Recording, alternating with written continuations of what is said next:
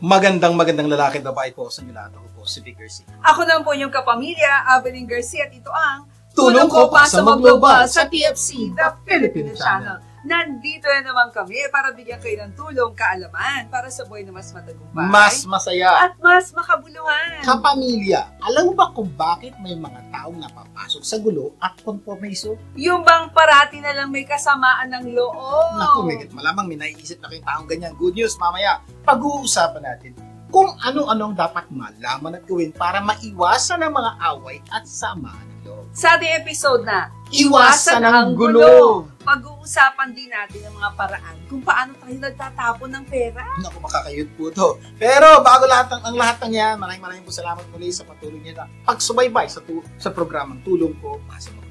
At syempre, mag-shoutout lang kami sa mga kaibigan namin dyan sa Island Pacific, Yan. sa Santa Clarita, kasama dyan si Janet, si Princess, at saka si Paula. Hello sa inyo. Okay, simulan natin ang ating programa ng Tulong Pampagana. Dahil ang paniniwala po namin, one idea can change your life, or in this case, one story can change your life. Ayan, ang Tulong Pampagana story natin ngayon ay tungkol sa asawang bingi. Yan, so baka may kilala po kayong asawang bingi. Okay? Ganda pong kwento yan. Alam niyo po, may isang lalaki ang balisa dahil ang sa palagay niya, yung kanyang asawa ay hindi na gaanong nakakalimutan. Yung asawa niyang babae. Oo. Para makahingi ng tulong, kinausap niya ang kanilang family doctor. Siyempre naman, kailangan ng Oo. tulong. Ano nangyari? Siyempre, ito sabi ng doktor, huy, itest mo kung talagang hindi na makarinig ang misis mo. Sabi niya, tumayo ka ng mga 40 feet away, no, sa asawa mo. And in a normal conversation, kausapin mo siya in a speaking tone at saka see if she hears you. At kung hindi niya nadinig, subukan mo yung mga 30 feet ang layo. Kung hindi pa rin niya nadinig, subukan mo yung mga 20 feet. Pag hindi pa rin, 10 feet hanggang sa magkatabi na kayo. Gandang payo po ng doktor. Ano nangyari? Tama naman. So, nung umuwi yung lalaki at ginawa niya yung payo ng doktor sa mga 40 feet sa asawa niya, tinanong niya, honey, what's for dinner? Aba, no response. Okay. Oo, lumapit ang lalaki about 30 feet sa room at sinabi niya sa kanyang misis, honey, what's for dinner? Wala na namang response. Ay mas lumapit na naman ang 20 feet doon sa kanyang wife. What's for dinner? Still no response. Nako, malamang Ay mas parang- lalo pang lumapit ang lalaki, about 10 feet na from his wife, at inulit, honey, what's for dinner? Wala pa ring response. Kaya tumabi na siya sa asawa niya. At sinabi, honey, what's for dinner? Eh sumagot na ang misis, honey, for the 5th time ang sabi ko, chicken. Ay, ang lalaki pala yung bingi. So, ganun po ang nangyari. Ganda pong kwento ito, pero sisipin, ano yung matututunan natin dito? Napakaganda po na matututunan natin dito. Kaya makinig po kayo mabuti. Baka kayo yung asawang bingi. Lesson number 1. Before you start pointing fingers, make sure your hands are clean. So, yun po ang nangyari po doon sa asawang lalaki. Feeling niya, yung babae ang may diferensya. Take note, hindi lang po sa tenga. Kuminsan tayo po. Pag may problema kayo mag-asawa, hindi kayo magkasundo, palagi isip natin, yung asawa problema. natin ang may problema. Oo. Yung kaopisina natin ang may problema. Yung ibang tao ang may problema. Palagi tayo mahilig magtuturo ng ibang tao kasi every time may problema, feeling natin tama tayo. At pag tama tayo, mali yung isa.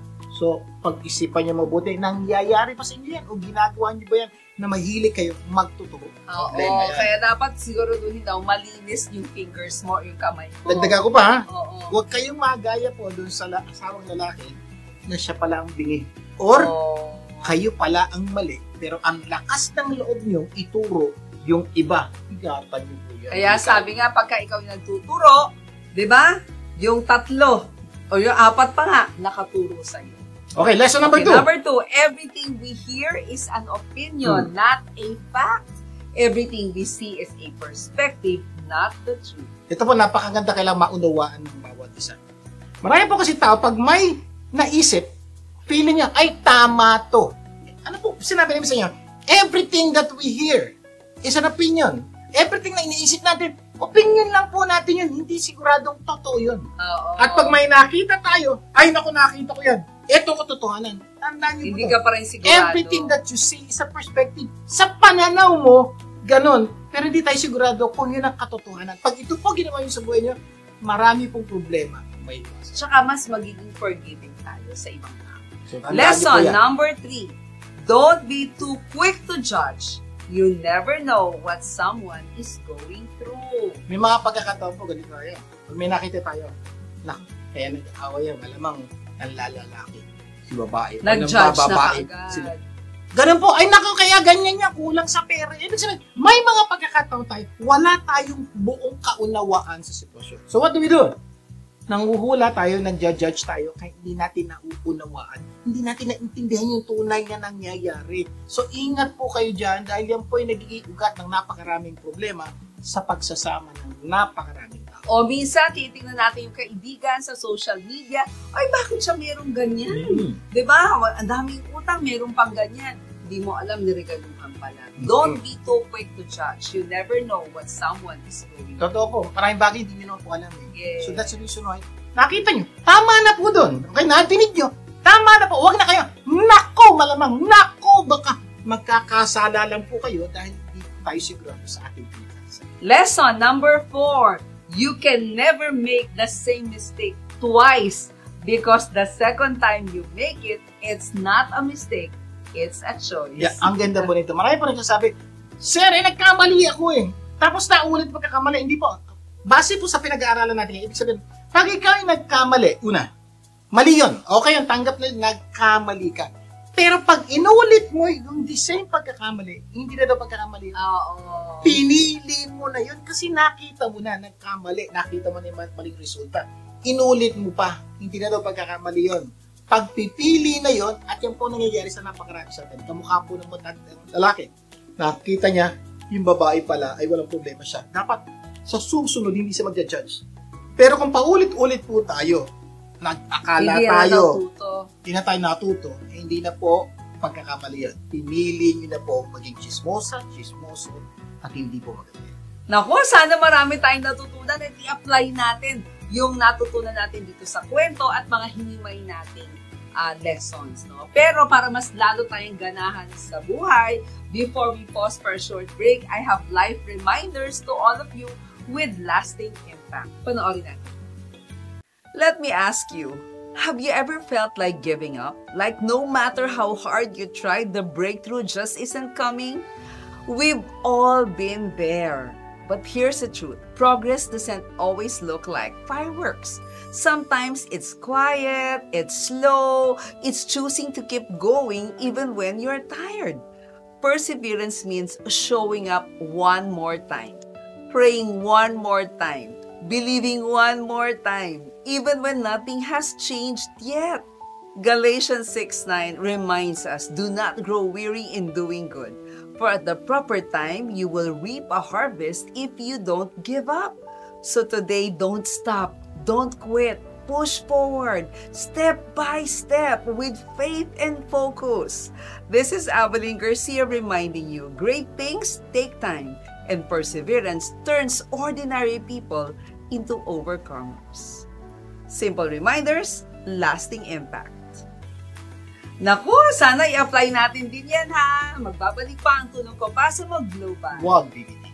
Tulong ko, ipasa mo, gaganda ang mundo. Tulong ko, ipasa mo, gaganda ang mundo.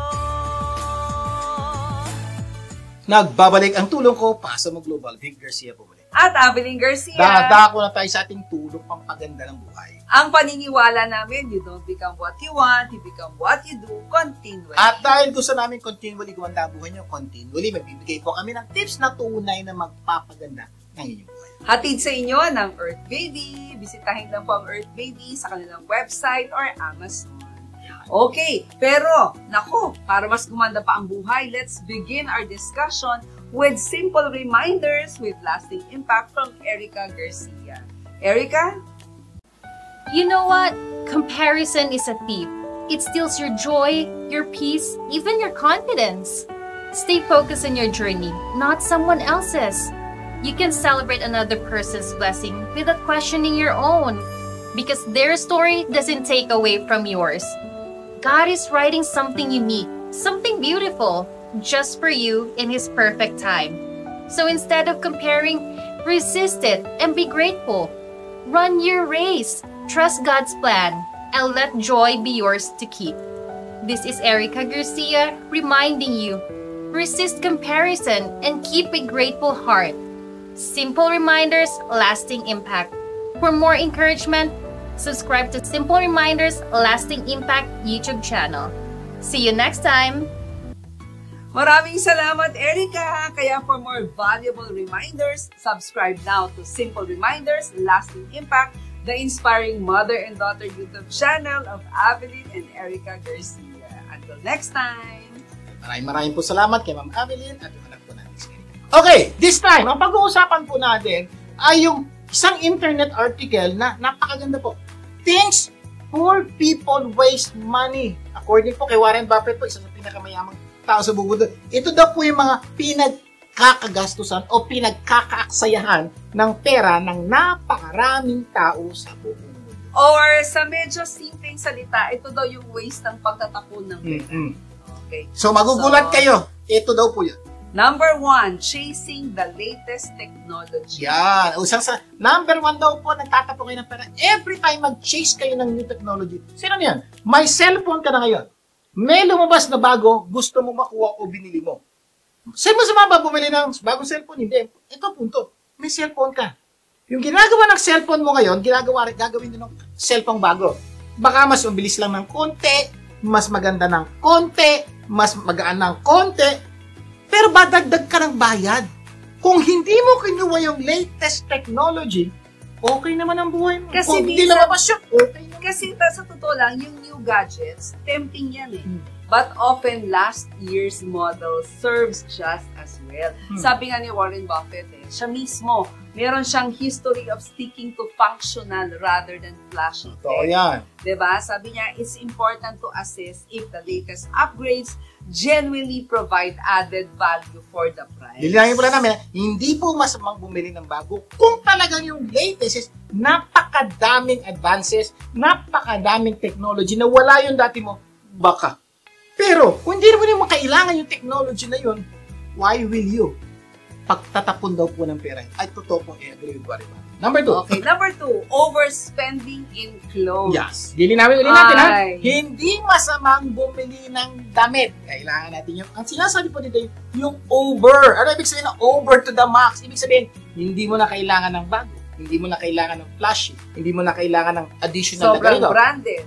Bili ko pa ng bili. Yun po ang problema. Pag ganun po, nagtatapon kayo. Alam nyo, magtataka kayo at saka mamamangha kayo. Kasi si Warren Buffett, along with other billionaires, di ba, leans towards simplicity in their wardrobe. Sa totoo lang, di ba, they choose classic, durable clothes over flashy, expensive brands. At sabi nga nila, can result in significant savings. Tapos, yung oras sa paghahanap ng damit bago ka pumunta sa isang appointment, nababawasan.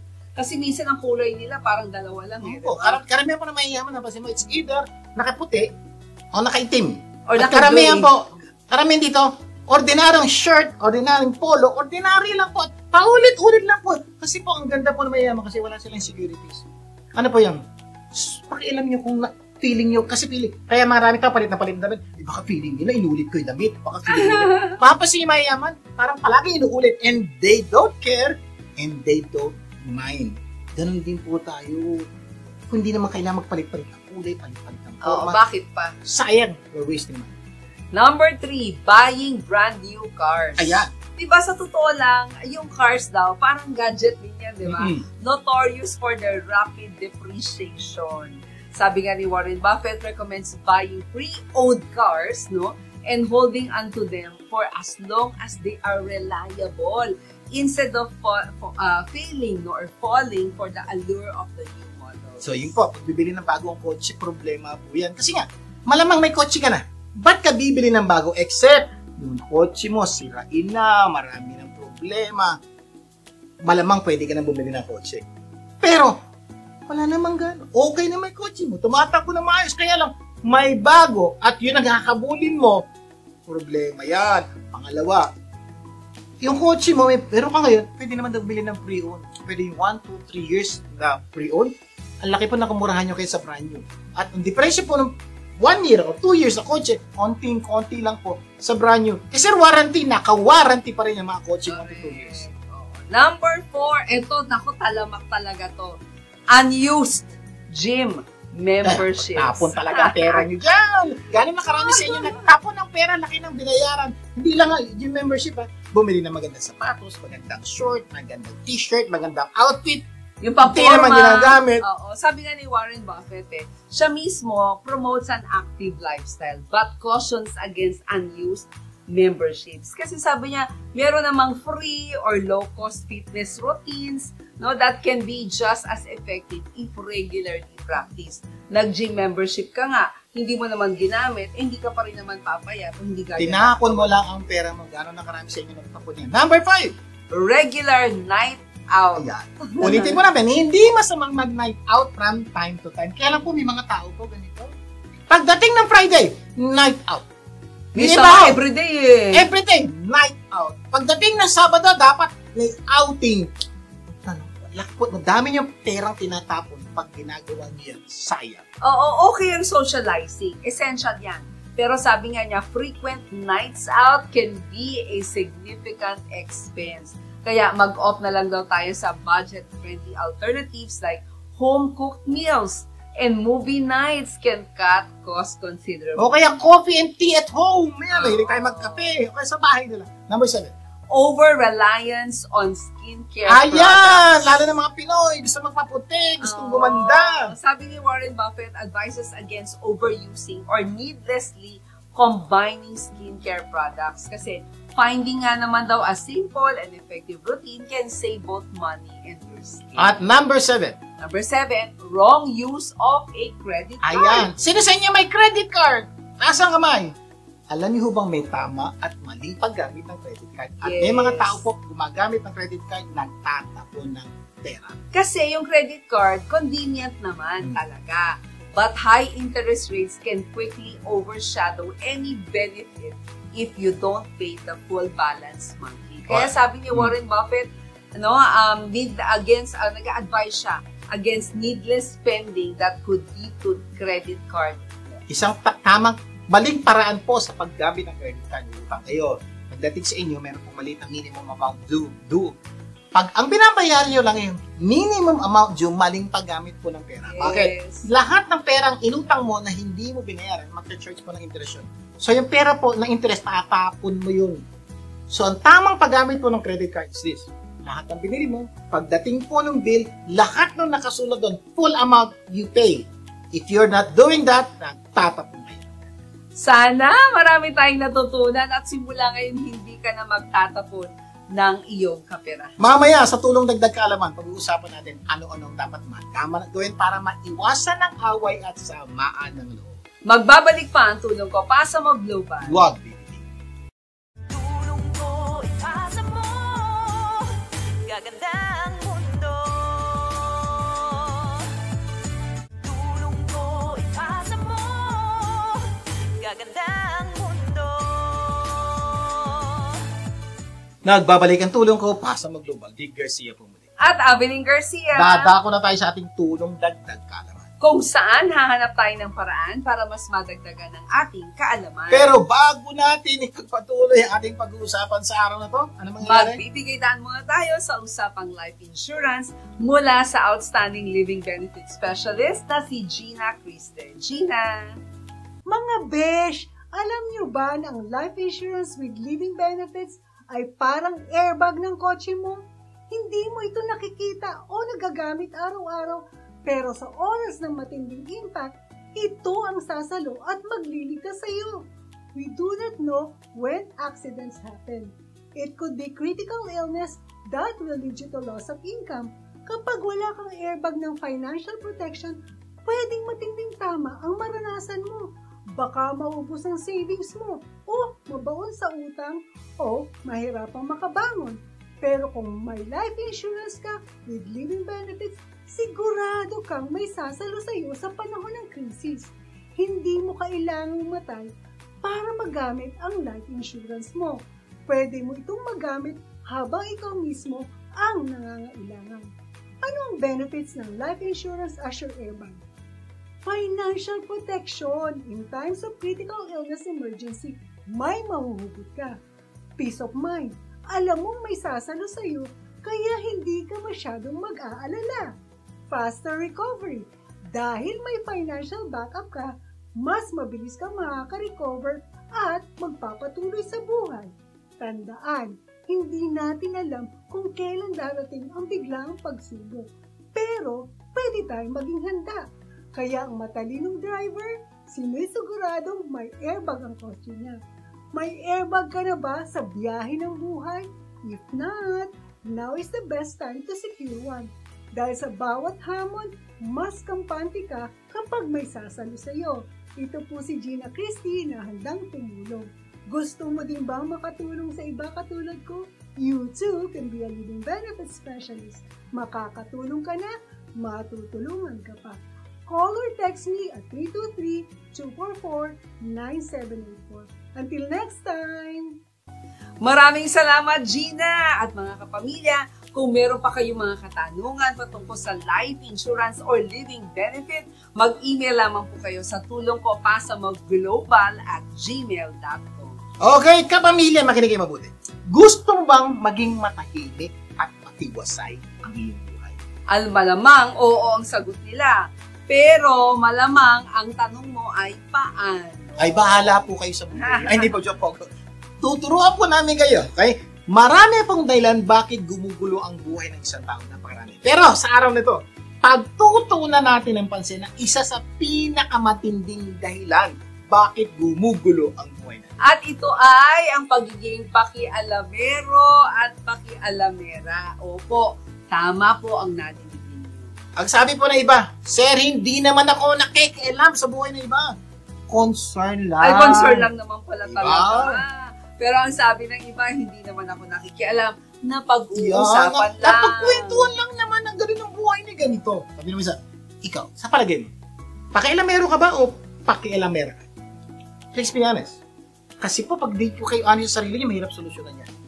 May naiinis ba sa'yo dahil masyado kang concern? Kung ayaw mong gumulo ang buhay mo, huwag makialam. Ito po ang good news.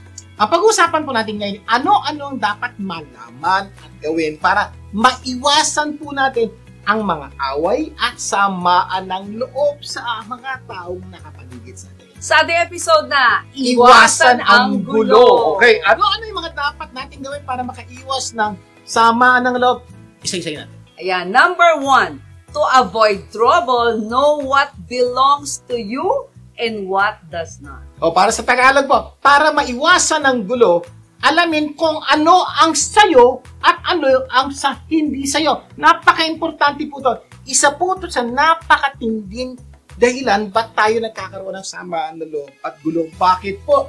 Pinakikialaman natin yung hindi atin. Diyan po nagkakaroon ng malaking problema pag ginawa po Alam mo natin kung yan. bakit? Kasi you cannot mind your own business if you don't know your business. So, ibig sabihin po, sa napaka-importante po, ang unang gagawin niya, ano ba'y akin? Ano ba'y responsibilidad ko? Ano ba'y dapat kong concern ako o pakialaman ako? Alam mo, ang isang analogy na nakita ko dyan, Sir Vic, is yung sa trabaho. Diba? At work, we normally have job descriptions. Yung list of individual responsibilities. So, meron po responsibilidad yung superior, may responsibilidad yung subordinate, may responsibilidad yung opisina mo. Ikaw, kung nagtatrabaho ka, naintindihan mo to, bawat isa, empleyado sa inyong kumpanya, may kanya-kanyang job description o responsibilidad. Yes. Nagkakaroon ng gulo sa inyong kumpanya. Pag pinakialaman nyo yung trabaho ng hindi inyo, at nainis kayo, pag pinakikialaman kayo ng mga taong hindi naman dapat makialam sa inyo. Yung po siya sabi ni Ma'am Elin, ganun kasimple, pag naunawaan nyo yan, apply po natin sa personal life, mas madali itong maunawaan. At sa buhay, ganun din, di ba? We have our own responsibilities. Bilang magulang, di ba? Bilang anak, bilang husband, wife, brother, sister, relative, friend, mother, father. Marami tayong role na ginagampanan. So yun po, sa buhay naman po, di ba sa opisina may accountant, mayroong accounting, mayroong HRD. Sa trabaho yan. Oo. Sa opisina, sa sales, may marketing, iba. Sa bahay ganun din po. Sa bahay may kanya-kanyang description. Ano yan? May tatay, may nanay, may anak, may ate, may kuya, may lolo, may lola. At bawat isang yan sa buhay na nakapaligid sa atin, meron silang job description. Correct. Kaya nga kinakailangan alamin daw natin yan. Kasi sa buhay, aalamin mo ano ka kung magulang ka. Alamin mo kung ano dapat gawin ng bilang magulang. Diba? Kung anak ka, alamin mo kung ano dapat gawin ng bilang anak. Kung asawa ka, alamin mo yung dapat gawin bilang asawa. So, dapat hindi po, napaka-importante ko. Diba? So, yun ang unang-unang intindihan. Ano ba yakin? Ano ba yung responsibilidad ko sa pamilya? O sa komunidad o sa community. So, bawat isa sa atin may responsibilidad. Ang turo po namin, alamin mo yon at yun ang gawin mo para hindi gubulo ang buhay mo. Number 2 na dapat mo gawin. Ayan. To avoid trouble, don't meddle in other people's lives. Ibig sabihin po, para daw iwasan yung gulo sa buhay, huwag mong pakialaman ang buhay ng ibang tao. Sa totoo lang po, diyan nag-uugat ang napakaraming problema. Pag sinimulan nyo ng pakialaman ang buhay na may buhay, gugulo ang buhay nyo. Bakit? Maiinis sila sa iyo, magagalit sila sa iyo dahil nakikialam. Kaya anything that is not your business is not your business. So, sabi nga ni Epictetus, naalala ko keep your attention focused entirely on what is truly your own concern and be clear that what belongs to others is their business and none of yours. kaya po step number 1, sinabi namin, alamin mo yan yung responsibilidad mo. Yes. Ito yung responsibilidad mo, ito dapat gawin. Anything outside that responsibility is not yours. Ulitin ko po. Anything outside that responsibility na meron ka, hindi iyo yun. At dahil hindi iyo yun, huwag mong pakialaman. Sa Malinaw? buhay, ganun din. Gumugulo ang buhay natin kapag anak ka, pero gusto mong maging magulang ang role mo. Ganyan Diba? po, marami pong magulang ang sumasama ang loob sa anak. Pag may mga anak, umaasta, kumikilos Oo. bilang magulang.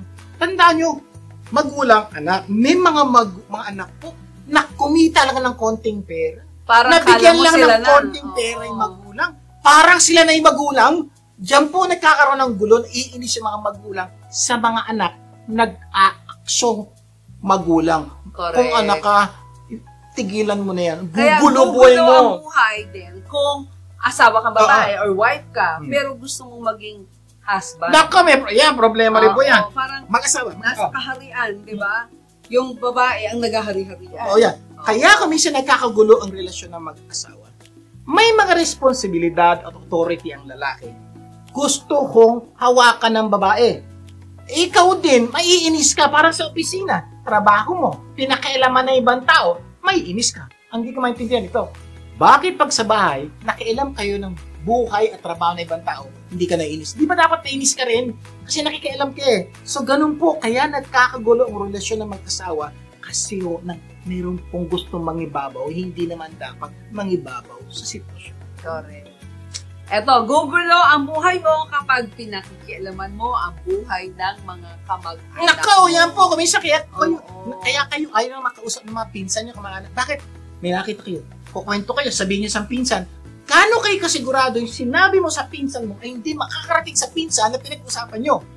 Nakarating. So, galit sila sa'yo. Bakit? Ang dami mo sinasabi. Wala ka namang pakialam sa yung sitwasyon iba nga, mo. hindi na nga sa kamag-anak Ito matindi, pati kapitbahay. Yun po. Yung ba mas gugulo kung pakikialaman mo yung buhay ng kapitbahay mo, bakit siya bumili ng ganito, bakit siya ginawa ito. Naku, bakit ganun siya magpalaki ng anak? Bakit? Oo.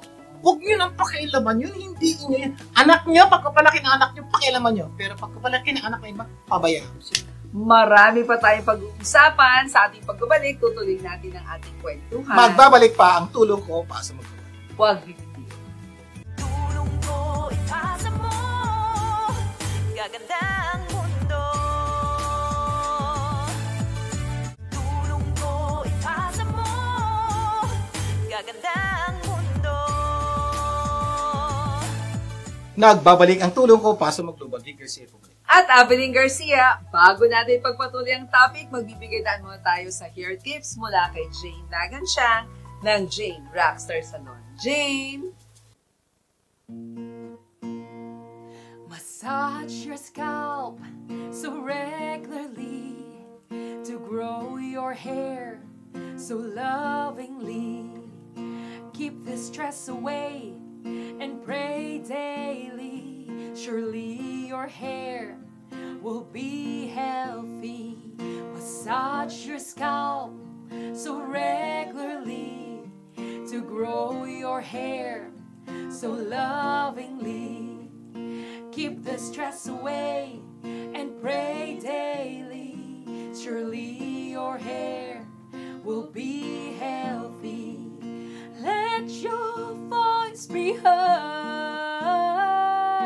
by the way your hair speaks at Jane Rockstar Salon. Yes, you can be whole. Maraming salamat, Jane. Until next time. Okay, tutuloy na po natin ang pagsagot sa tanong na ano-anong dapat malaman at gawin para maiwasan ng away at sama ng loob. Sa ating episode na, Iwasan ang gulo! Okay, review tayo ha. Sabi natin, number 1, to avoid trouble, know what belongs to you and what doesn't. Sa Tagalog, para maiwasan ng gulo, alamin ang kung ano iyo at hindi iyo.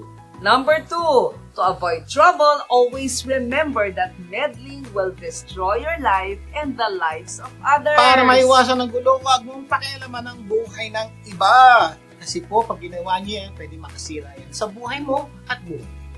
Okay, number 3, to avoid trouble, if you are not asked for advice, don't give comments. Okay, ito po sa Tagalog, ganda po nito. Para maiwasan ng gulo, kung hindi ka hiningan ng payo, huwag kang magkomento. Malinaw po. Correct yan. Sabi nga ni John Gray, to offer a man unsolicited advice is to presume that he doesn't know what to do or that he can't do it on his own. Totoo po yan. Ingat po kayo. Kung minsan po tayo, hindi naman tayo kinakausap.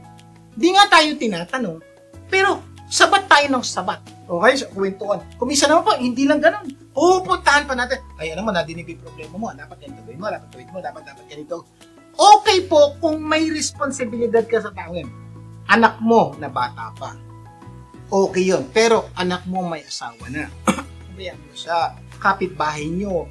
Pinsan mo. Ay, hindi po. Beyond responsibility yun. So that do not give unsolicited. Tandaan nyo to ha.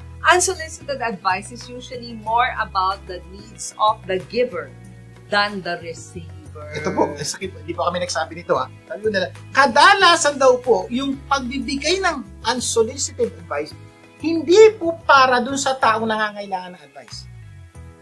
Para daw po yun sa nagbibigay ng advice. Parang feeling niya kasi, ang galing ko, kung may solusyon ako sa problema niya.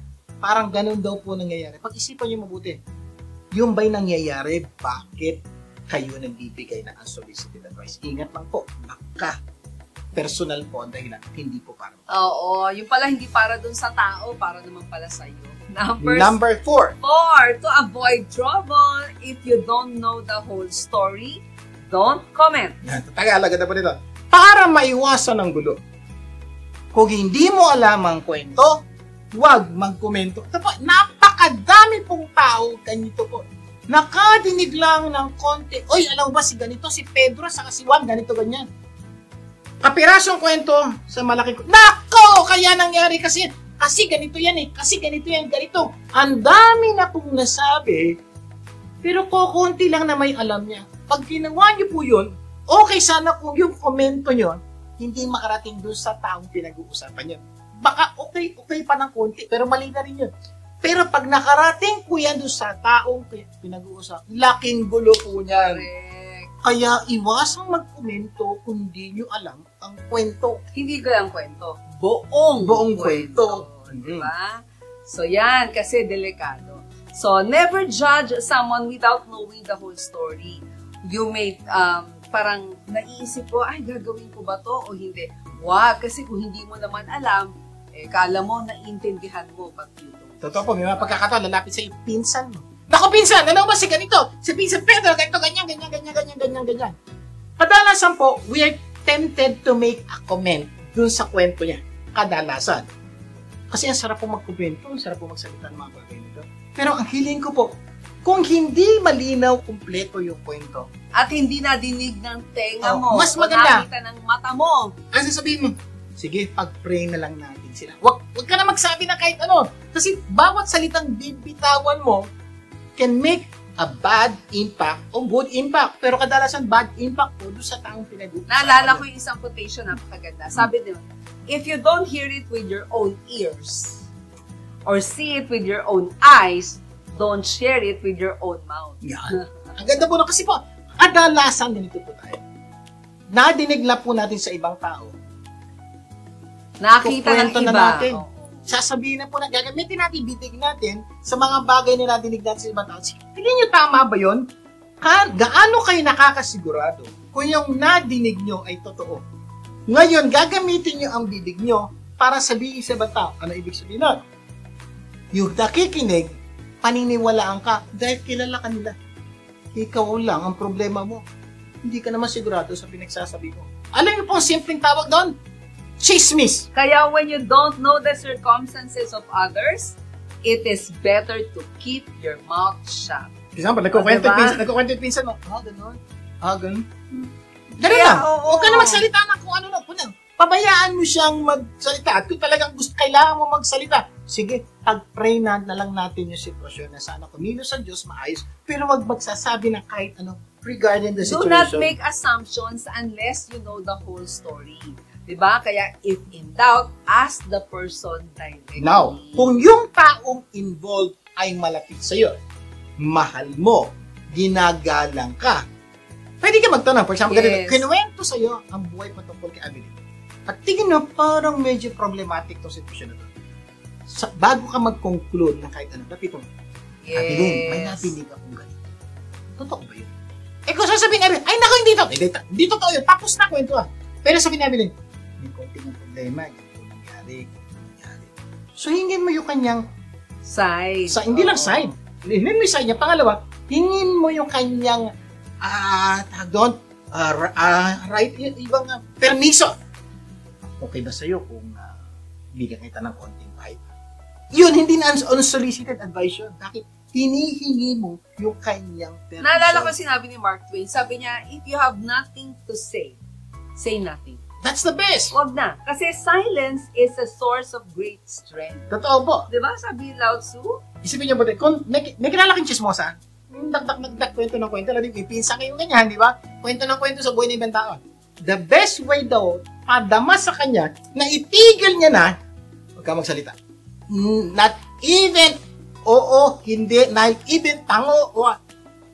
Kasi, Keep your mouth shut, tahimik. Ano pinapadala mong kwento?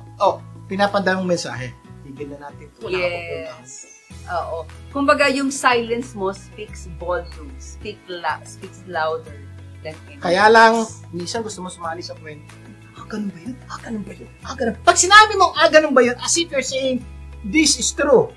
Kasi ganun pala yun. So, totoo to po nangyari. That's the problem when you keep on talking. Kung minsan nasasama kayo sa chismis. Nako, marami pa tayong pag-uusapan. Tutuloy natin ating usapan mamaya kung ano-ano dapat malaman at gawin para maiwasan ng away at samaan ng loob. Magbabalik pa ang tulong ko para sa mga Huwag bibigyan. Tulong ko ipasa mo, gaganda ang mundo. Tulong ko ipasa mo, gaganda ang mundo. Nagbabalik ang tulong ko para sa mga global. Vic Garcia po. At Abilene Garcia. Itutuloy na po natin ang pagsagot sa tanong na ano-anong dapat malaman at gawin para maiwasan ang gulo sa buhay. At samaan ng loob. Yan. Sabi ng episode na, iwasan ang gulo. O, review tayo. Okay, review. Number 1, to avoid trouble, know what belongs to you and what doesn't. Para maiwasan ang gulo, iwasan ko, alamin kung ano yung sa'yo at hindi sa'yo. Number 2, to avoid trouble, don't meddle in other people's lives. Para maiwasan ang gulo, huwag mong pakialaman ang buhay ng iba. Number 3, to avoid trouble, if you are not asked for advice, don't give comments. Para maiwasan ang gulo, kung hindi ka hinihinga ng payo, huwag magkomento. Number 4, to avoid trouble, if you don't know the whole story, don't comment. Para maiwasan ang gulo, kung hindi mo alam ang buong kwento, huwag mag-komento. Okay, number 5. To avoid trouble, avoid people who have nothing to do except talk about Okay. others. So, ang ganda po. Para maiwasan ang gulo, iwasan na walang ginagawa. O ang mga taong walang magawa. Lilinawin po natin ha. Para maiwasan ang gulo mo, iwasan mo yung sarili mo na walang ginagawa. Delikado pa, wala kang ginagawa, mapunta sa gulo. At iwasan ng taong walang magawa. May ganyan ba? Naku, napakaraming taong ganyan. Dahil walang wala magawa. silang magawa, pinag-uusapan ng ibang tao. Totoo Diba? yan. Sabi nga ng Bible idleness can lead to gossip. Diba? And besides, they get into the habit of being idle and going about from house to house. Kaya nga, idle hands are the devil's workshop. So, yun po ang problema. Marami pong chismoso-chismosa. Ayaw naman nila maging chismoso-chismosa. Ang problema lang po, dahil wala silang magawa. Pag nakita na po na siya yung kwentuhan na pong katakot-takot at kuminsan na-experience ito, nauubusan na kayo ng kwento. Hanap na naman kayong bagong tao ng pagkukwentuhan. Ingat po dyan sa mga tao, oy, dinner tayo, breakfast tayo, coffee tayo. Bakit? Wala lang. Naku, malabang. Pag nag-dinner na kayo, buhay ng ibang tao pag-uusapan niyo. For example, meeting tayo. Bakit? Meron akong business proposal. Okay yun. O meeting tayo. Bakit? May share lang. Ibig sabihin, pag mayroon kayong dahilan, maganda-ganda pa. Pero yung wala, dinner lang for what? Naku, ingat kayo. Delikado yan. Ingat. People who gossip about others will eventually gossip about you. Yan po. So, sa Tandaan problema, niyo yan. ang problema ng gossip is masarap po makipagkwentuhan. Juicy. Makipag-chismisan. Ito lang tandaan nyo. Kung may kilala kang mahilig chismis sa ibang tao, nagkwentuhan kayo, di ba? May mga nasabi ka. Yung sinabi mo, pwede niyang i-chismis sa iba na pwedeng sumira sa iyo. Kaya, pag-isipan ng mabuti, bago ka makipag-chismisan sa mga tao, walang magawa. Kasi, later on, ikaw na yung Dagdag ko lang, pagchichismisan. pinag-usapan natin kanina, di ba? Sa mga taong walang magawa at ikaw dapat din ginagawa. Pag-isipan niyo mabuti, ikaw busy, may nag-impita sa yung walang magawa. Oo ka? Hindi. Bakit? Ang dahil mong ginagawa eh. Dahil marami kang ginagawa, hindi mo makakausap yung walang magawa. Good news, walang chismis. Wala kang ginagawa. May taong walang magawa. Ay nako, shoot yan. Magchichismis na kayo. Number 6, to avoid trouble, avoid gossipers. Kaya, para may iwasan ng gulo, ito na po yung pinakamatindi. Iwasan nyo na po yung taong matadaldal. Pag may nakita kayong madaldal, bawas-bawasan nyo na po yung kasama dyan. Delikado yan. Sabi ng Proverbs, a gossip betrays a confidence. So avoid anyone who talks too much. Tekno, Diyos na po nagsabi, di po kami ha. Iwasan ang mga taong madadaldal. Delikado yan. Kasi, sabi ng Proverbs, when words are many, sin is not absent. But he who holds his tongue is wise. Ang ganda po niya. Pakinggan niyo mabuti. Ibig sabihin daw po, pag ikaw maraming sinasabi, malamang may mali. Pero yung taong pinipigilang magsalita, sabi po ng Diyos, yan matalino yan. Ito, tanong, alin kayo dyan? Number 7, to avoid trouble, always remember that meddling will destroy your life and the lives of others. Ito po huwag niyo kakalimutan. Para maiwasan ang gulo, laging tandaan. Ang pakikialam niyo sa buhay ng iba ay makakasira sa buhay nila at buhay mo. Kaya iwasang makialam. Kasi words may seem harmless, but gossip has the power to ruin reputations and lives. Kaya Totoo. nga, di ba, yung gossip kills eh.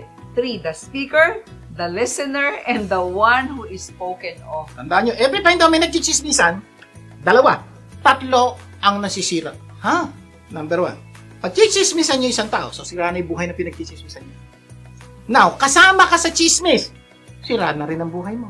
Nakikinig ka sa chismis, sira na rin ang buhay mo. Ibig sabihin, lahat ng involved doon, problema. Kaya po, iwasan na po ang pakialaman ng buhay ng ibang tao at pakipag-chismisan para hindi masira ang buhay. Kaya iwasang makialam sa buhay ng iba para ang ating buhay at buhay ng iba ay maging maganda. Naku, huwag niyo po kakalimutan yan. Okay, ulitin lang po natin pinag-usapan para ma-review po kayo. Ano-ano dapat malaman at gawin para maiwasan ang away at samaan ng loob sa buhay. Sa ating episode na Iwasan ang gulo.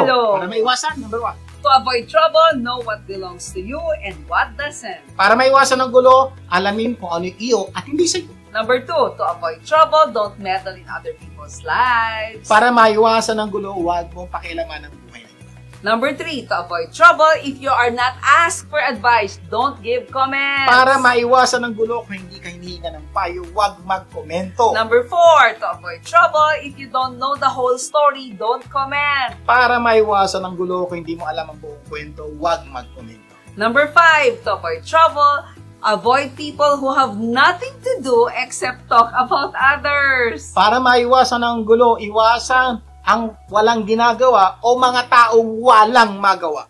Number 6, to avoid trouble, avoid gossipers. Para maiwasan ng gulo, iwasan ang mga taong madadagdan. And number 7, to avoid trouble, always remember that meddling with others, meddling will destroy your life and the lives of others. Para maiwasan ng gulo, laging tandaan, ilagay sa isip, ang pakikialam ng buhay ng ibang tao ay pwedeng makasira sa buhay mo at buhay ng iba. Sana marami tayong natutunan sa ating pinag-usapan. At next week, mas marami pa tayong pag-uusapan ng tunay ng papaganda ng inyong buhay. Manalangin Closing tayo. prayer. Amang nasa langit, maraming salamat po sa pagkapaalala niyo sa amin na matuto po kaming to mind our own business at hindi po namin pakialam ng buhay ng iba. Matuto po kaming ayusin ang aming buhay at hindi po ang buhay ng iba. Panalangin ko po, turuan niyo po kami kumanda at umayos sa buhay. Gabayan niyo po ang bawat isa na makaiwas sa gulo. Lahat ito'y dalangin namin sa pangalan ni Jesus. Amen and amen. Laging tandaan kung ano na itulang ng programang ito, ipasa mo naman sa iba. Imbitahin niyo po ang inyong mga pamilya na tumutok sa programang ito sa susunod natin pag-usapan. At sama-sama nating pagandahin ang ating buhay. At ng mga mahal natin sa buhay. Ako po ang inyong kapamilya, Vic Garcia. Ako lang po si Avelyn Garcia. Laging tandaan, Sa tulong ko pa sa Global, gaganda ang mundo. Tulong ko ipasa mo. Gaganda ang